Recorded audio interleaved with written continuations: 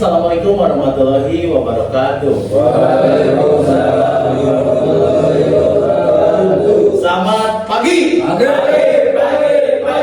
Salam Komida. Alhamdulillah teman-teman, pada pagi hari ini kita bisa berkumpul untuk di briefing pagi hari ini yang sama-sama kita hormati Pak Bas sebagai manajer Tambang Nusian dan Pak Angga sebagai asisten manajer Tambang Nusian dan teman-teman semua yang saya hormati dan saya banggakan, dimulai dari Pak Rizky sampai dengan Pak Slamet. Semoga kita dalam lindungan Allah Subhanahu wa Ta'ala. Amin. Alhamdulillah teman-teman, untuk briefing pada pagi hari ini saya akan memberikan sedikit materi yaitu tentang kekerasan seksual. Sebelum ke materi, saya izin memperkenalkan terlebih dahulu. Nama saya Saan Riksa, Bios Sejarah Putra Pratama. Saya kandidat dari Staff Aula atau Health Officer. Untuk materi kali ini saya akan memberikan itu tentang kekerasan seksual. Teman-teman sudah mempunyai kertas lembarannya masing-masing ya teman-teman. Untuk kekerasan seksual pertama yaitu kita harus bisa mengenali, cegah dan melindungi ya teman-teman. Langsung dibuka ya teman-teman. Yaitu yang pertama untuk ruang lingkup, yaitu ada di pengertian kekerasan seksual, jenis-jenis kekerasan seksual, batas tubuh dan konsep persetujuan atau konsen, dan yang terakhir itu adalah tindak lanjut, acuan atau laporkan. Yang pertama kita akan membahas dulu yaitu ke slide, yaitu apa itu kekerasan seksual. Menurut WHO, kekerasan seksual merupakan segala perilaku yang menyasar seksualitas atau organ seksual seseorang tanpa persetujuan disertai dengan adanya paksaan atau ancaman. Lalu siapa saja sih teman-teman yang bisa menjadi korban? Siapa saja yang menjadi korban Papasia? Nah, laki-laki maupun perempuan, anak-anak hingga dewasa ya teman-teman. Lalu tidak selalu kontak fisik ya teman-teman, yaitu bisa berupa ucapan, gerak tubuh dan tindakan yang membuat tidak nyaman. Lalu termasuk tindak pidana ya teman-teman, yaitu menurut Undang-Undang Tindak Pidana Kekerasan Seksual atau TPKS pasal 4 ayat 1 dan ayat 2. Lalu selanjutnya, siapa yang sering menjadi pelaku? Pelaku umumnya yaitu adalah yang punya relasi kuasa lebih tinggi dari korban, orang terdekat dan bukan orang asing ya teman-teman. Lalu di atas lagi kita bisa lihat yaitu jenis kekerasan seksual ya teman-teman. Untuk jenis kekerasan seksual itu terbagi menjadi dua ya teman-teman, yaitu ada berupa non fisik dan fisik. Yang pertama non fisik atau secara verbal, yaitu ucapan tidak senonoh, panggilan sayang atau cantik yang tidak diinginkan oleh si korban tersebut. Lalu gerak tubuh atau isyarat mengarah seksual ya teman-teman. Contohnya seperti apa? Seperti yang emang sering terjadi kayak gimana Pak Yuda tadi, kayak gini atau gimana segala macam gitu ya. Itu termasuk kayak tindakan seksual.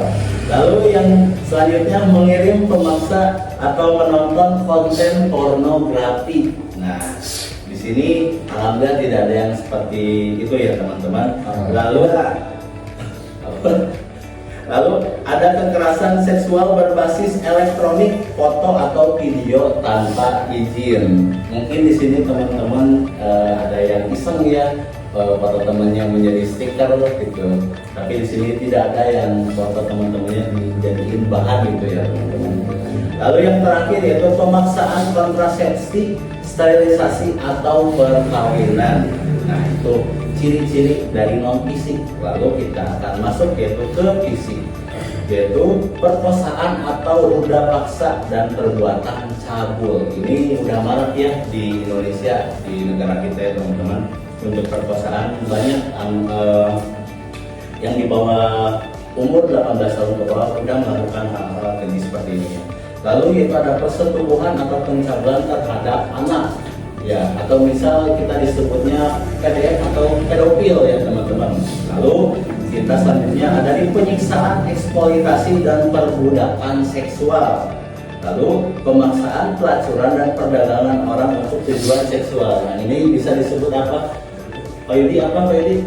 Mucikari teman-teman gitu.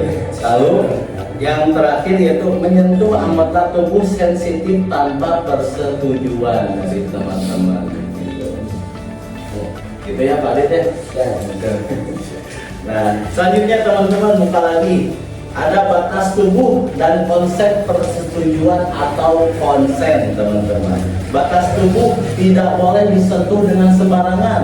Nah, betul faedah itu lengan bagian dalam ini ya, teman-teman, itu nggak bisa disentuh dengan sembarang orang, atau bisa kita disebut itu seperti kelek ya, teman-teman. Lalu ada di dada ya, teman-teman ya, dada, teman-teman. Lalu ada di pinggang ya, teman-teman, pinggang. Lalu ada di panggul dan bokong gitu ya, teman-teman. Lalu yang selanjutnya kemaluan. Nah, alat vital, teman-teman, gitu dipegang sama seseorang. Lalu yang terakhir ada paha dan selangkangan. Bagian mana? Bagian ini ya, teman-teman. Nah, paha dan selangkangan.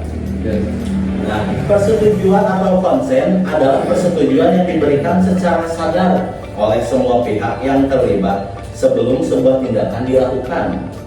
Untuk poinnya itu adalah diam atau tidak melawan bukan berarti itu setuju, ya, teman-teman. Lalu hanya bercanda, tidak menghapus pelanggaran.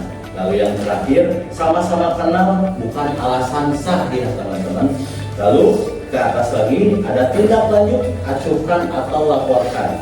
Jika melihat tindak kekerasan seksual, segera bersuara atau tegur pelaku, langsung misalnya katakan berhenti untuk menghentikan tindakan saat itu juga ya, teman-teman. Lalu bantu korban mencari pertolongan terdekat seperti satpam, SR atau atasan kita. Lalu kita bisa mendampingi korban jika dia ingin melapor, dan jangan paksa ia untuk bercerita ke banyak orang atau kepada teman-teman. Lalu yang terakhir, jangan menertawakan, meledek atau meremehkan cerita korban. Lalu jika teman-teman sendiri mengalami tindak kekerasan seksual tersebut, yang pertama yaitu kita bisa berani bersuara tegas ya, teman-teman, untuk mengatakan stop atau berteriak minta tolong di muka umum. Lalu segera cari tempat ramai atau petugas keamanan terdekat ya, teman-teman. Lalu ceritakan ya pada orang Anda percaya atau minta didampingi saat melapor, teman-teman. Dan yang terakhir yaitu laporan ke atasan atau SR perusahaan atau layanan resmi pelindungan seperti polisi. Nah, di sini saya akan mampirkan yaitu ada sebuah kasus atau studi kasus di materi kali ini, yaitu adalah di suatu gudang tempat kerja, Ani yang berumur 30 tahun kerap menepuk pantat rekan kerjanya yang bernama Risa sambil berkata, cuma bercanda, kita kan udah kenal lama. Rekan-rekan kerja laki-laki lainnya hanya tertawa. Risa terlihat risih tapi diam karena sungkan. Suatu hari, Risa bercerita ke Raka, salah satu rekan kerja, bahwa dia merasa tidak nyaman atas perlakuan Andi terhadapnya. Pertanyaannya, teman-teman, apakah tindakan Andi termasuk kekerasan seksual, dan apa yang harus dilakukan Raka dan rekan-rekan kerja lainnya? Kita bisa buka ya, teman-teman. Untuk slide yang terakhir. Untuk studi kasus kali ini, contoh kasus kali ini, kita itu termasuknya itu ada tindakan kekerasan seksual, sentuhan tanpa izin di area sensitif, tetap pelanggaran ya, teman-teman, meskipun hanya konteksnya yaitu adalah bercanda. Lalu ketika sudah kenal bukan berarti alasan ya, teman-teman. Persetujuan harus diberikan setiap kali, bukan diasumsikan dari kedekatan hubungan. Lalu yang selanjutnya, dia ikut memperkuat rekan kerja yang tertawa atau diam saja membuat perilaku Andi terasa wajar dan berulang melakukan. Dan yang terakhir, tindakan yang tepat ya, teman-teman. Raka dan rekan lainnya sebaiknya menegur langsung, mendukung Risa untuk melapor dan tidak menjadikannya candaan.